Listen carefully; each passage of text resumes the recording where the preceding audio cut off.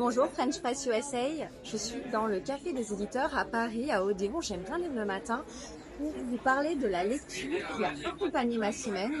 Il s'agit des mémoires de jeunesse de Vera Britney qui a été étudiée chez Poche en 2 volumes et c'est une lecture qui avait fasciné Virginia Woolf en son temps, rien que ça. Vera Britney y raconte son enfance dans une famille de classe moyenne anglaise de l'époque victorienne au tout début du XXe siècle.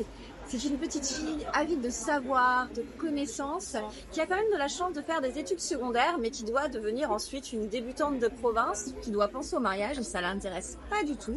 Et il faut plusieurs années avant que ses parents acceptent qu'elle puisse enfin aller à l'université, ce qui est pour elle le Graal. Et c'est une année plein d'espoir et de promesses. Et en plus, pour la première fois de sa vie, elle tombe amoureuse d'un ami de son frère. Mais bien alors, la Première Guerre mondiale et son frère, son fiancé et deux de ses meilleurs amis s'engagent comme soldats et elle finit par s'engager comme infirmière de guerre. Et c'est vraiment le récit d'une lost generation, d'une jeunesse pleine d'élan, de promesses, qui se trouve embourbée dans la guerre et c'est déchirant. C'est vraiment déchirant, il n'y a pas d'autre mot. Il s'agit pour Vera Britney de faire un plaidoyer pour la paix. Elle s'est fortement engagée sur la question du pacifisme et aussi du féminisme.